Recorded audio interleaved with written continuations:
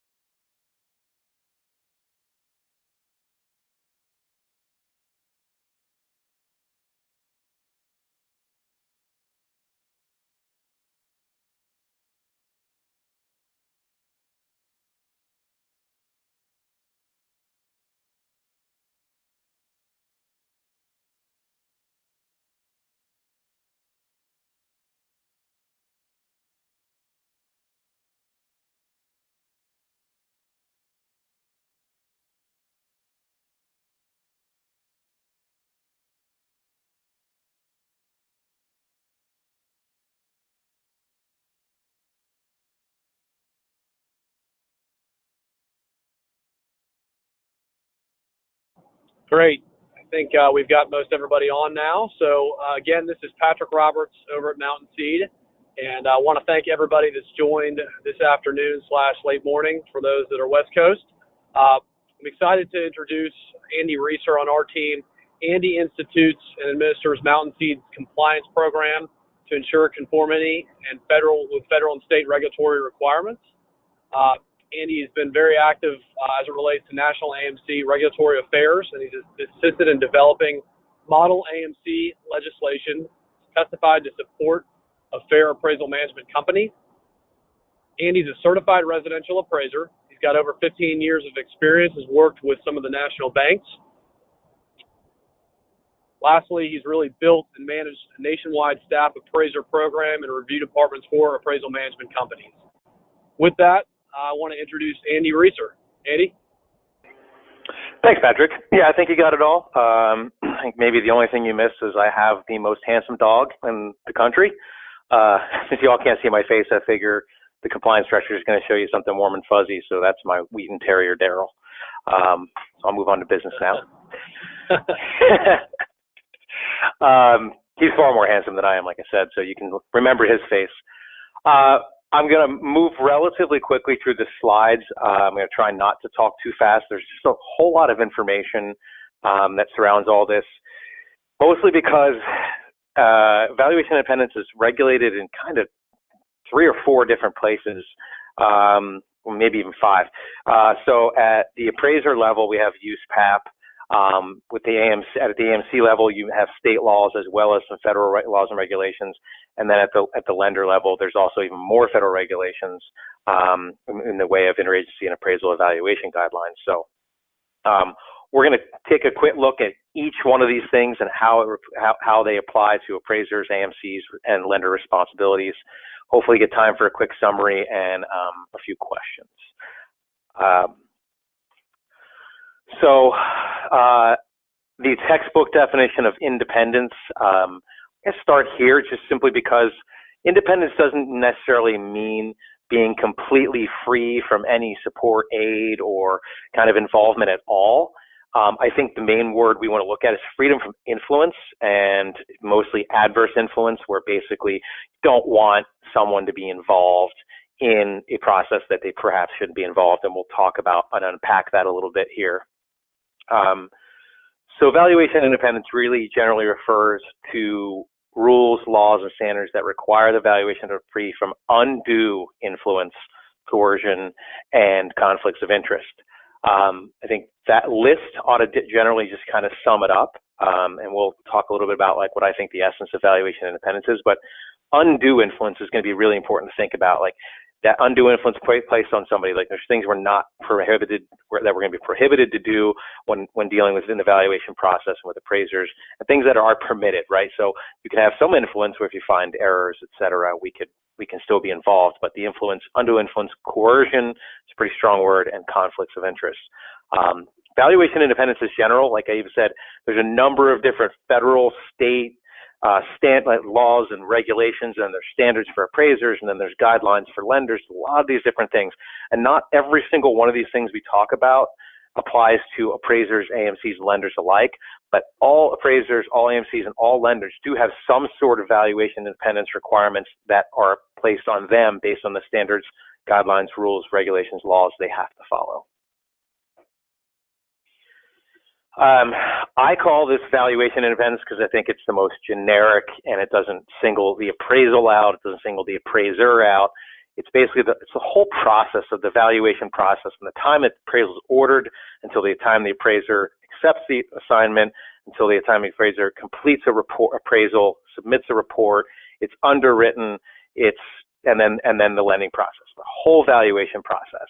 But you'll hear this referred to as appraisal independence. You'll hear it as appraiser independence. You'll hear it called AIR or AIR, which is appraisal or appraiser independence requirements. These are all kind of synonymous. I call it valuation independence because I'll talk about this. It's kind of a whole process. And as I mentioned, it's governed by federal and state laws, rules, and regulations, including, I'm sure anybody who's in the lending business knows what TILA Regulation Z, or at least knows what TILA is, right? Truth in Lending Act. There's also, those are federal regulations, federal laws, U.S. Code 1639E, which is actually labeled appraisal independence requirements. You have interagency appraisal and evaluation guidelines, also sometimes referred to as IAEG, and then there are state AMC laws. So when I say governed by those things, those are kind of the laws and rules that go by that are actually codified in guidelines that people are held to in doing lending. We're also going to talk a little bit about USPAP and some GSE policies for Fannie, Freddie, and a little bit FHA and VA. And then USPAP, but as most people know, USPAP's not a law. There's just standards for appraisers that are codified and enforced by states. So we'll do a little bit of all of this. And as I mentioned before, who's subject to these laws, rules, standards? Everybody who participates in the valuation process, perhaps other than the borrower, right? But anyone who works and participates in the valuation process is subject to these laws, rules, regulations. We'll look at some examples later of federal laws that refer to this as a covered person, which is basically a covered person is anyone who participates in this valuation process, whether it be from the lender side, the AMC, the appraiser side, anyone who's involved in that process. And you'll, for the most part, you'll see that appraisers follow a lot of USPAP. They're also subject to some federal regulations. AMCs typically follow state AMC laws and regulations that are exclusive typically to AMCs. They also have to follow some federal laws, so I don't want to overgeneralize here. You'll hear me catching myself do that. But in general, these are the ones that are specific to each group. And then lenders follow federal and state valuation independence laws, regs. So everybody's subject to something and is regulated at some level. I think the key here when we talk about valuation independence, I think the best way to describe how these three parties interact and how people interact in the process is that none of these parties all of these parties are prohibited from requesting that another one party take any action that violates any of the standards, rules, regulations are applicable to that other party. So as an employee of an AMC, I cannot ask an appraiser to violate USPAP, or I am in violation of appraisal independence requirements. A lender can't ask an appraiser to do something, or they're in violation. A lender can't ask an AMC to do something that would violate an AMC's requirements, or they would be in violation. Anytime someone asks someone else to violate, that is considered undue influence, coercion, and would be considered a violation of whatever independence laws and regulations that particular group is subject to. So that's always a really good thing to remember, is that none of us even though we all work from different rules, we can't ask somebody else to not follow their rules. I think that's an important thing to remember. So what's the point? So if you just look at the bottom of this slide, I think it's a little bit of an oversimplification, but I think this is the main argument. Public trust is the big thing. The public needs to trust the valuation process, that it's free from coercion, undue influence, crookedness, corruption, if that valuation process is corrupted or influenced in a way that, could be adverse, you misrepresent property values. That could lead to bad lending decisions.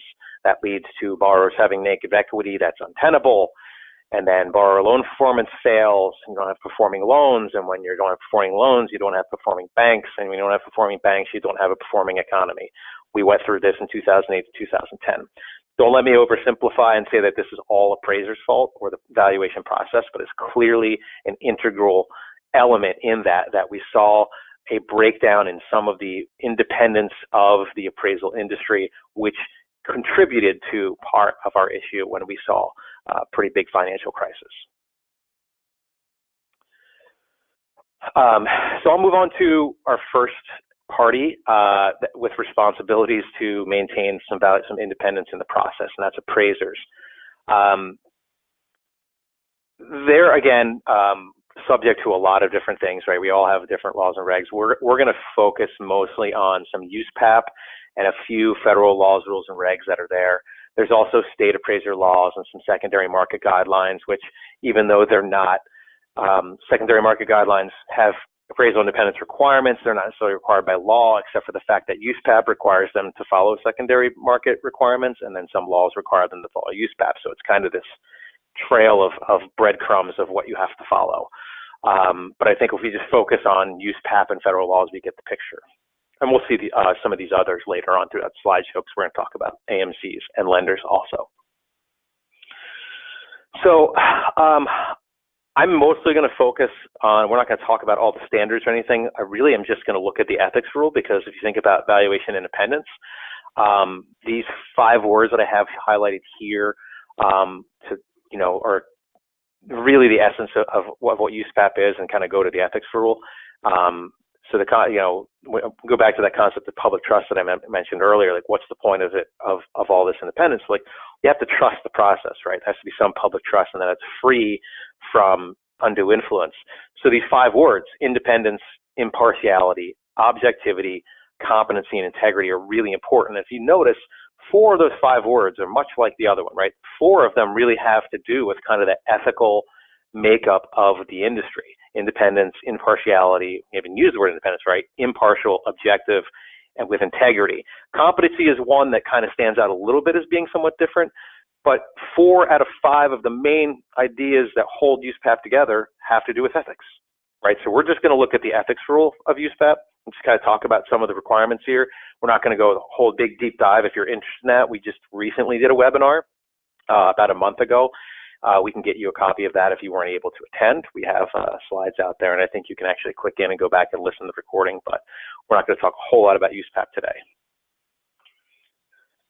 And if you did go to the last webinar, sorry, I have to sit through these next 3 to 5 minutes again.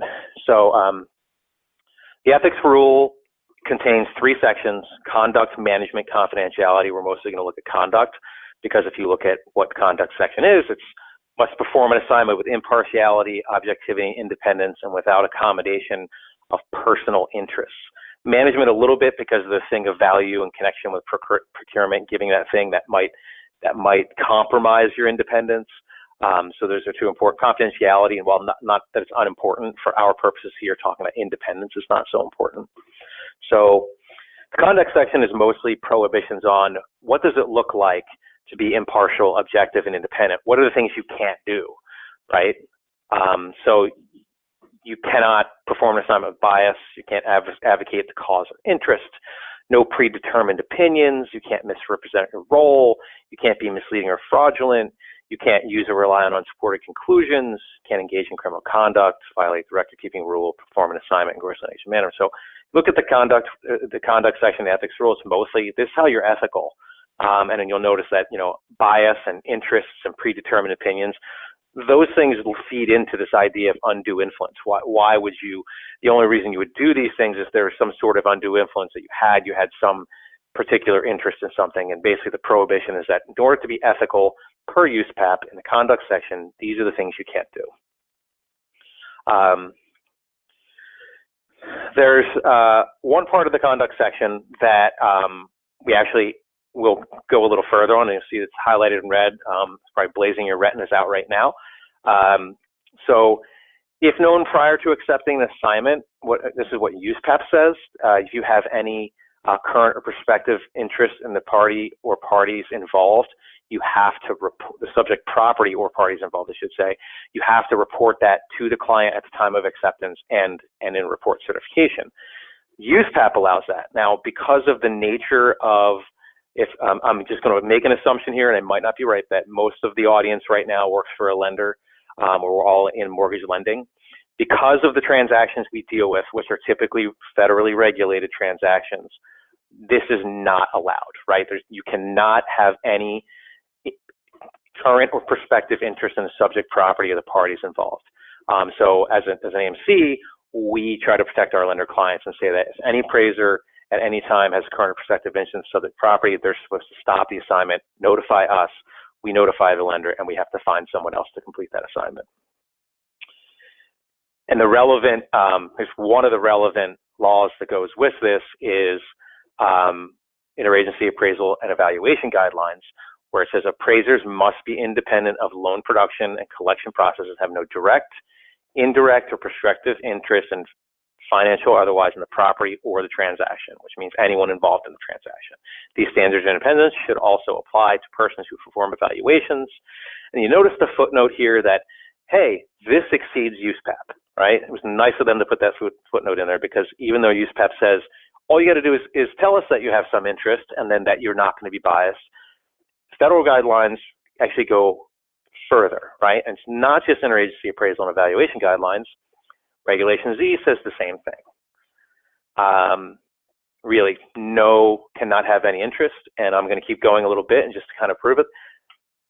U.S. Code, federal law, not just guidelines, not just regulations. Federal law also prohibits conflicts of interest on these transactions, federally regulated transactions. So we see how this is really something that is not acceptable for appraisers to do. You can't have a personal interest in a property.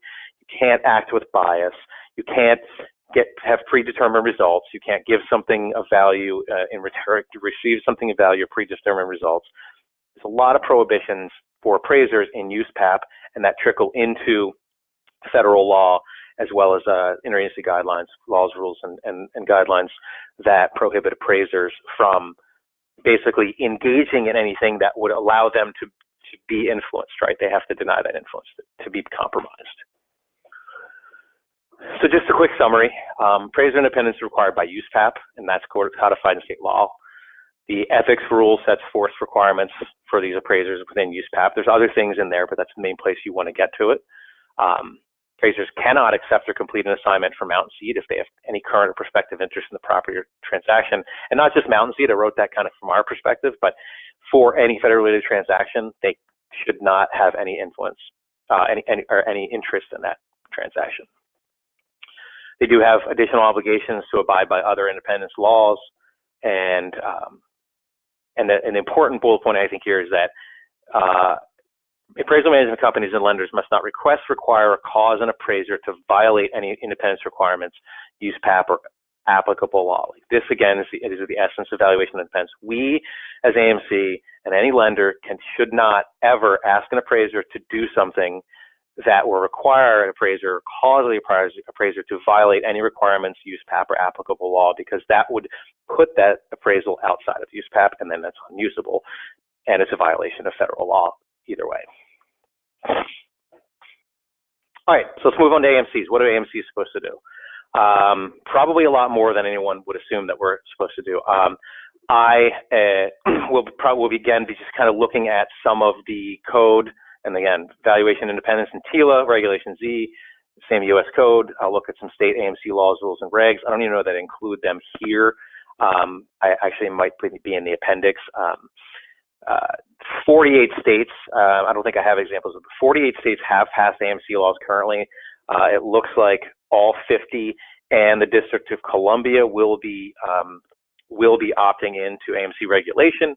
However, they have those have had an extension. But so there's 48 currently, 48 and arguably 48 because there's others that have written laws that may pass, or they may have passed the House and been signed, but there's no rules, so we won't go into that. But they all have different laws with different interpretations and different requirements, but most of them refer back to, for valuation independence purposes, kind of incorporate this, and some of them go above and beyond for valuation independence purposes go above and beyond some of the requirements in there. So mostly AMCs have to follow those, but not others. So it is just as a kind of this is kind of the preamble to our policy, our Mountain Seas independence policy, that we take it very seriously. We reference TILA, and it's our policy to protect the independence and integrity of the appraisal process to ensure that no Mountain Sea team members cause value assigned to a property and appraisal to be based on any factor other than the independent professional judgment of the appraiser preparing for the appraisal. So again, we want to make sure that the appraisal process is free from any undue influence. I have kind of, so if anybody wants to see an example of what an AMC's independence policies look like, we've been asked in the past to see that because some folks don't know what AMCs do as far as policies. So I've included in the two appendixes at the end of the slideshow, which I'm not going to go through here, but if you want a copy, Appendix A is the prohibited practices, and Appendix B is permitted actions. But here are a couple of examples of things that we will not do that would constitute a sort of, in our opinion, violation of valuation independence. So we're not permitted to ask an appraiser to provide a verbal value before delivering a completed appraisal report. So appraisers should not be asked and should not be giving any type of value before the appraisal is completed, because that's kind of a predetermined opinion. Can't really give a value until you've given the appraisal, because an appraisal is by definition an opinion of value. Can't alter appraisal reports. I think this was a no-brainer. I put it in here because it's simple. Once an appraisal report is delivered, the only person that should ever be changing that is the appraiser that completed it and should be re-signing it. This isn't important. Removal of an appraiser, and this is when I say removal from an appraisal panel without notification of appraiser by an appraisal management company. This is a big one that we have as a policy across the board. Not all states require this. However, we believe that utilizing removals or any type of removal of appraisers without notifying them or giving them a chance to rebut any findings, and making sure that the person requesting removal is doing so for a legitimate reason, we apply this to all removals of appraisers, that they are notified in writing when they're removed from an appraiser list in accordance with the appraisal removal policy. So it's basically anytime we remove them or place them on any type of exclusion or do not use list, we provide prior written notification to the appraiser unless otherwise noted or required by applicable law governing content, medium, appraisal notification. We also give them a 30-day window with which to rebut or challenge that removal with information. So every time we remove or put somebody on do not use list, we notify them. So let's look at applicability of some of the federal regulations as far as how they apply to AMCs and to lenders. So what we're going to look at for the most part is TILA Regulation Z, again, 15 U.S. Code 639, Interagency Appraisal and Valuation Guidelines. We're going to look at some of these prohibited practices. And I want to note that these prohibited practices, while they do apply to AMCs, I want to remember throughout this, they also apply to lenders. I left lenders for last because lenders have to also follow interagency and appraisal valuation guidelines, and we're going to look at those last because they only apply to lenders. So while we're going through these regulations and these examples, just remember that covered person is any person, company, or institution extending credit or providing any settlement service in connection with a real estate transaction, including the appraisers, AMCs, and lenders. So we're going to look at some prohibited practices. And you'll just remember back to that definition of valuation independence, right? So what's prohibited? Coercion, right? No covered person shall attempt to directly or indirectly cause the value assigned be based on any factor other than the independent judgment, etc. So examples of actions that would be considered coercion include seeking to influence a person that prepares a valuation, the maximum minimum value. So you can't ask for a maximum minimum value. You can't withhold or threaten to withhold timely payment. You can't imply that a person that prepares an appraisal for you might get future retention or might, depend on the amount which they estimate the value. So it's like, hey, if you do an appraisal for me and it comes in at the value I like, we're going to keep you around. That's unacceptable. You can't exclude a person that prepares an appraisal from future engagement because they report a value for the principal dwelling does not meet or exceed a predetermined threshold. It's back to that reason when someone's removed, they have to be notified as to the reason. That reason needs to be legitimate. Or you also cannot condition the compensation paid to a person that prepares a valuation on the consummation of a covered transaction, which means this is for covered transactions, that you can't tell an appraiser, I'll tell you what, if it makes, I'll give you more work, I think we already mentioned this, if you make sure this value comes in, or if the transaction closes, we'll pay you. If it doesn't, sorry, that's not acceptable. Appraiser gets paid for the work and it can't be on a transaction basis. That would be considered contingent assignment. So I'm going to look again, this is another set of prohibited practice and moving on U.S. code, but it's not much different. I'm going to kind of breeze through this because I would like to get done with the lender part for any Q&A. But if you just kind of take a quick glance at one, it's no bribery, collusion, inducement, bribery, intimidation, right? And we look at 2, mischaracterization, 3, influence, right? Seeking to influence. 4, withholding or threatening to withhold payment. So all these things sound very same, like TILA Regulation Z and the U.S. Code are all very much the same. So like, all right, this sounds like a whole lot of prohibitions. What are we allowed to do? What if we don't want to pay this appraiser because the appraisal was just awful? What if the appraisal was awful and want to get it fixed? And we don't want to coerce the person, but we want to get something fixed.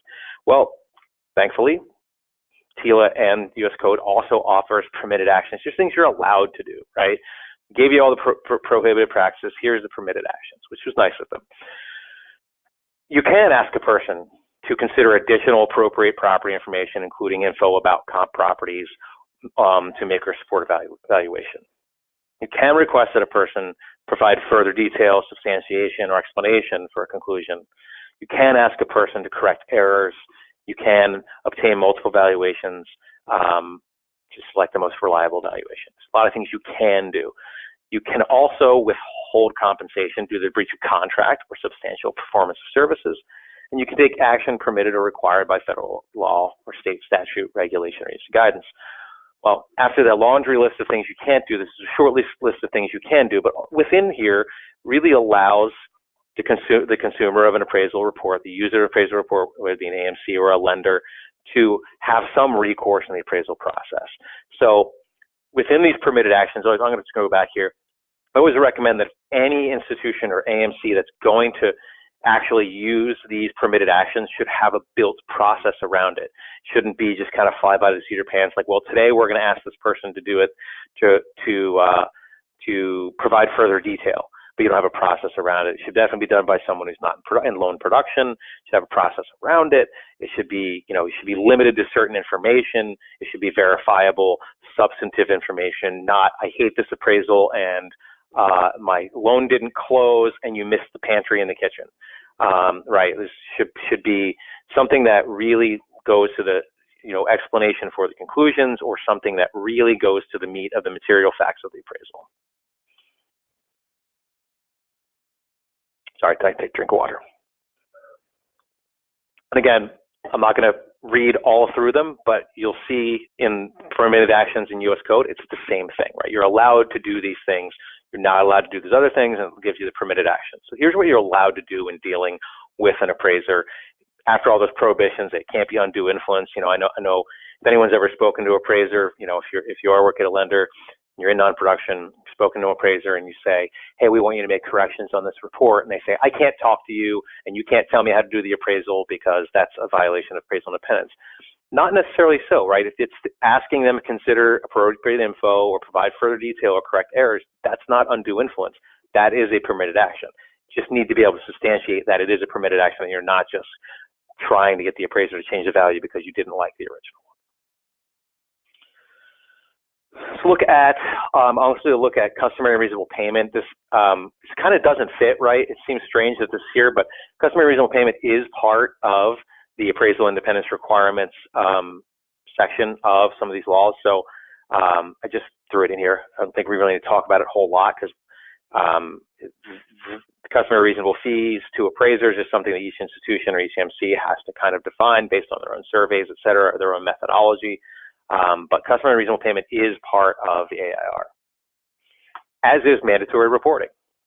So any mortgage lender, mortgage broker, mortgage banker, real estate broker, et cetera, basically any of those covered persons we talked about before, has a reasonable basis to believe an appraiser is failing to comply with USPAP or is violating applicable laws that have a material effect on the appraisal value, that should be reported to the state that governs the licensing for that particular appraiser. So not only does the U.S. Code say that, but TILA says the same thing. And there are a number of state AMC laws that also require it. Some of the state AMC laws are actually more demanding as far as reporting, mandatory reporting. So AMCs might be held to a higher standard as to reporting, but typically anytime there's a reasonable basis to believe that there were significant errors made or USPAP violations, reasonable basis to believe the USPAP violations that significantly affected the assignment results, that should be reported to the state board.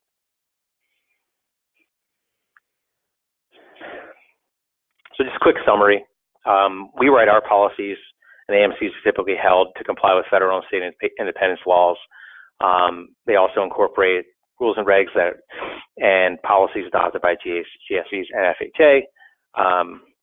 While we all have to follow these laws, and again, I mentioned this before, we all have to follow these laws, appraisers and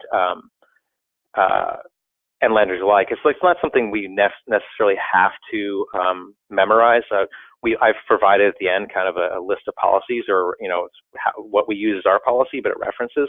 You don't have to dig through all these federal laws. We just kind of have a laundry list of prohibited practices and permitted actions that would allow you to kind of have a heuristic as to what to do and where to go.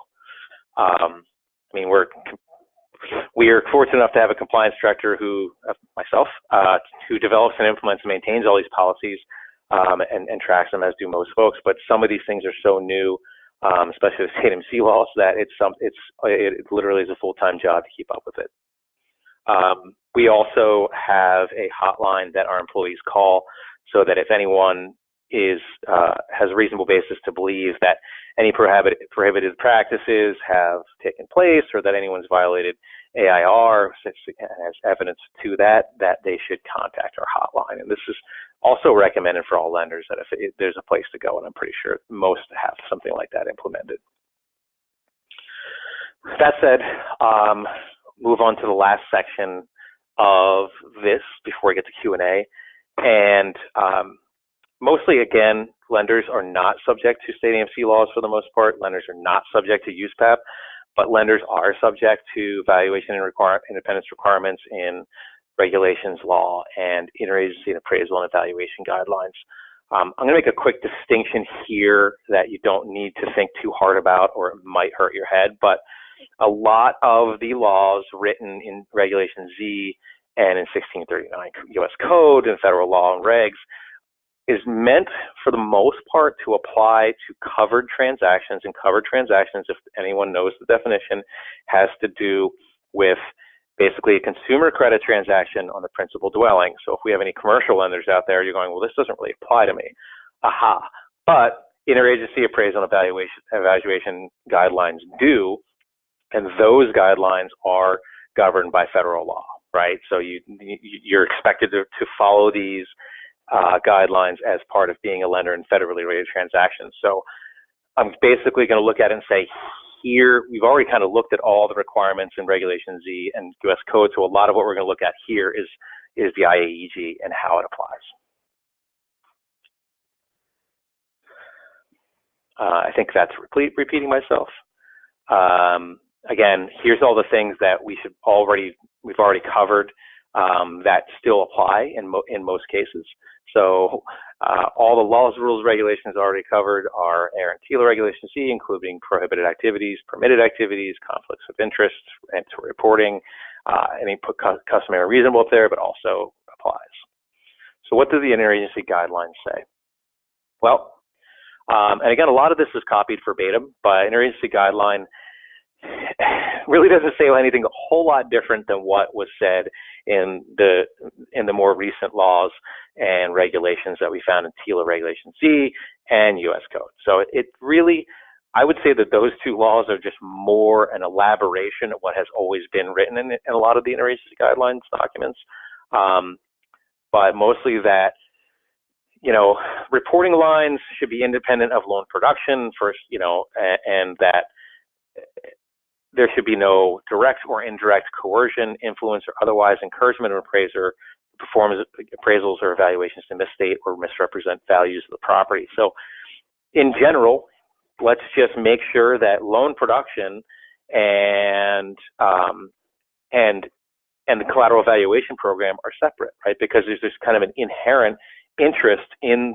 the loan, in the transaction, in the loan production staff, and the whole idea of valuation independence is to make sure that no one who has any interest in that transaction be involved in the valuation process. So the recommendation here is to separate the two. Again, we look at prohibited practices, and it's very much the same, right? Cannot communicate predetermined results, can't specify a minimum value, cannot condition compensation on loan consummation, can't fail to compensate a person because the value the property is not valued at a certain amount. You can't imply that current or future retention of person's services depends on the amount at which the appraisal comes in.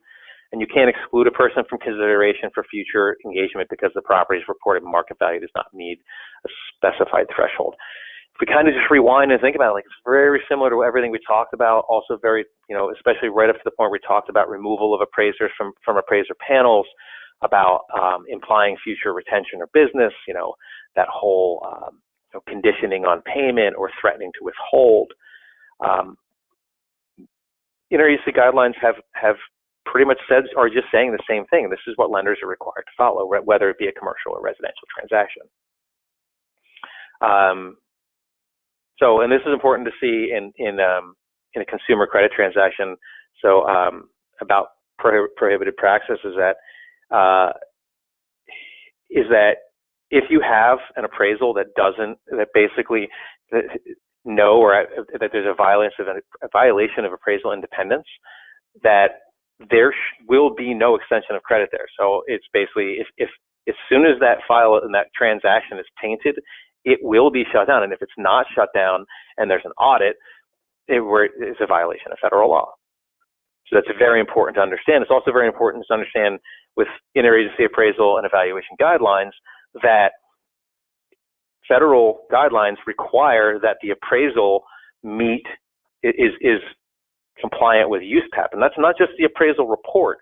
So the whole process, if the appraiser violated the ethics rule, right, which means that was subject to undue influence and followed it, right, took a predetermined result or violated the ethics rule, whether it be of their own volition or by the coercion of a lender or an AMC, that transaction's at risk because it can't be used.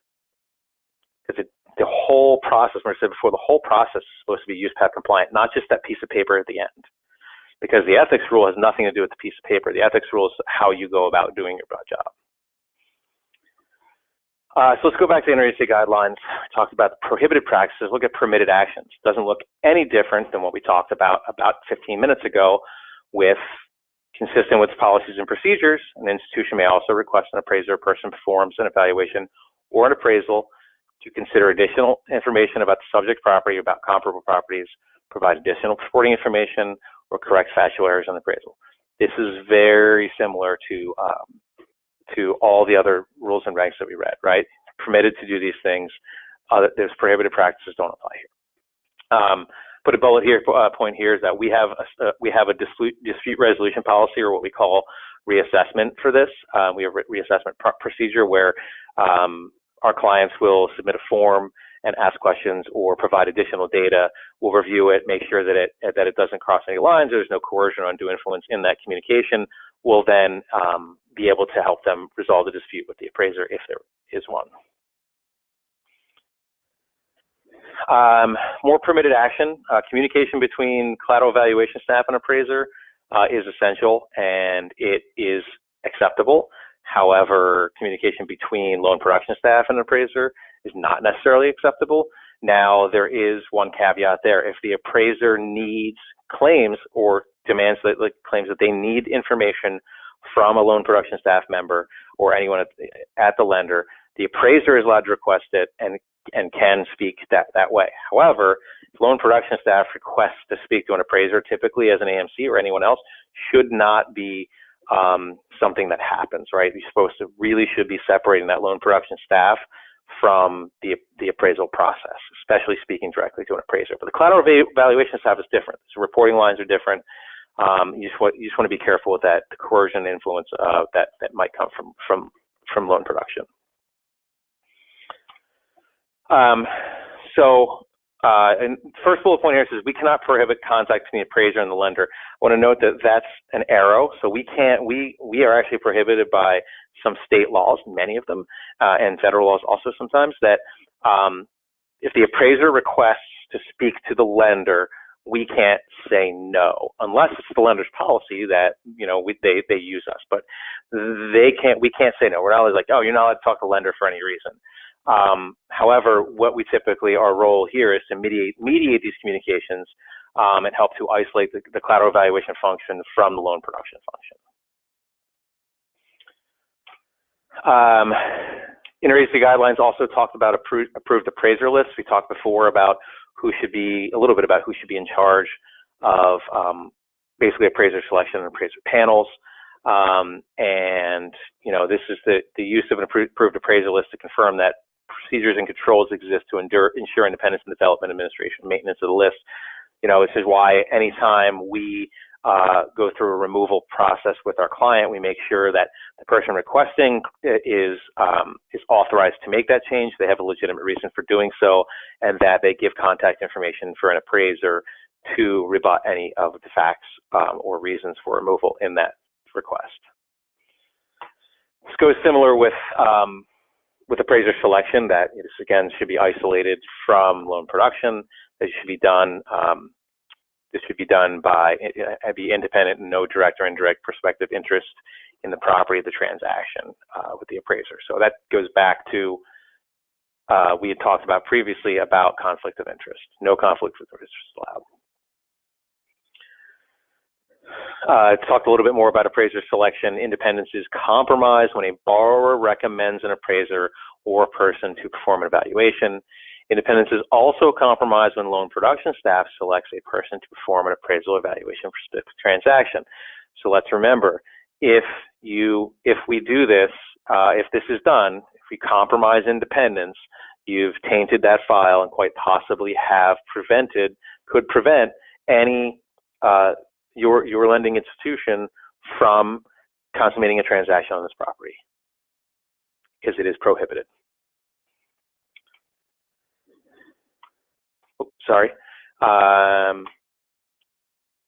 So I skipped the last slide because we're kind of starting to run out of time. I can take questions, but I wanted to make this as a really good point here. I know we live in a world of kind of invisible, seamless, touchless customer service where you can you can order almost anything you want online and have it delivered to your house in 48 hours. So the want for faster and cheaper is always there, but and that can be done, right? But that's not the main goal really of the valuation process. The valuation process is a risk management process. It's a collateral risk function. So basically managing at risk, that does not say should sacrifice efficiency or cost, but at the same time, interagency guidelines even says should not allow a lower cost or speed of delivery time to inappropriately influence appraisal ordering procedures or the appraiser's determination of scope of work or an appraisal supporting a federally rated transaction. Nutshell this, don't allow cost and timeliness to sacrifice quality. Quality should always be first. The other two come second. All other things being equal quality-wise, sure, speed and delivery time should go there, but you don't make the sacrifices that could put this at jeopardy. Let me say a little bit about review. I'm going to move, like I said, we're running out of time. I'd like to take some questions.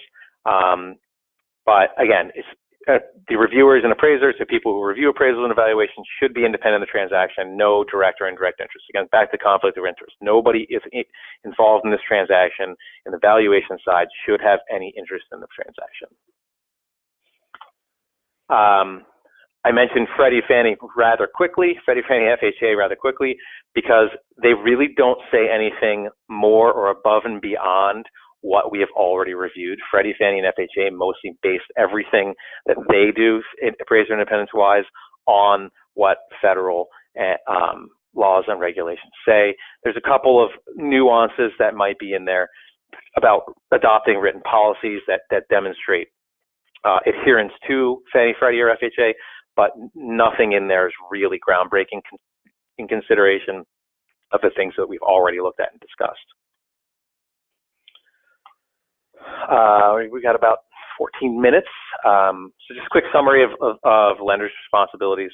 A reminder, lenders must abide by the same federal laws, rules, and regulations that apply to appraisers, AMCs, and including AIR and TILA Regulation Z. Interagency appraisal and evaluation guidelines address a lot of these requirements also, which are mostly specifically cover the behavior of lenders in federally rated transactions. So these govern communications with appraisers, appraiser selection, approved appraiser lists, appraisal reviewers. They're rather detailed at points, they're rather general at others, but they should always be considered. Fannie and Freddie and FHA maintain requirements that, with some minor additions, are encompassed by all these federal laws. And I think just looking at the whole deck here and talking about appraisal independence requirements, that we very quickly and briefly looked at AIR laws at the federal level, the TILA regulations at the federal level, and interagency appraisal and evaluation guidelines at the federal level. They all look just terribly similar, right? They all say the same thing and are demanding the same thing, which is back to that appraisal independence, valuation independence is necessary, right? That it's a requirement. It's not an option. It's not something you might have to do. It is a requirement. Valuation process must be independent, must be free from undue influence, coercion, and conflicts of interest.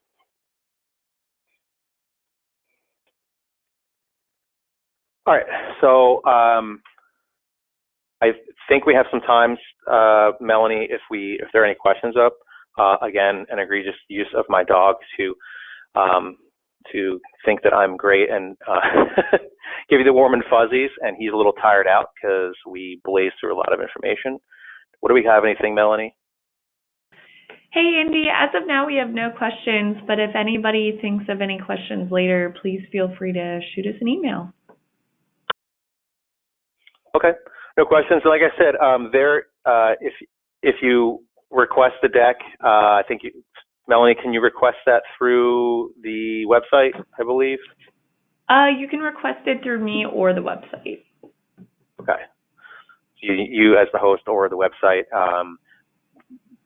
You'll notice this one, the questions, slide 54. There's probably about, I think, 16 more slides, which include a brief summary of the whole deck, and then there's I included our kind of a significant portion of our independence policies, including prohibited practices and permitted actions. So if you're still interested or you just want to take a look, there's a lot of information in a short period of time.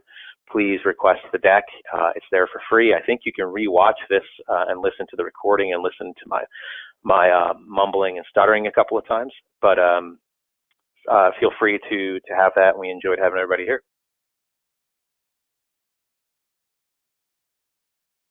Thanks so much, I don't see any more questions up. Nope. Thanks, Melanie. Y'all have a great day.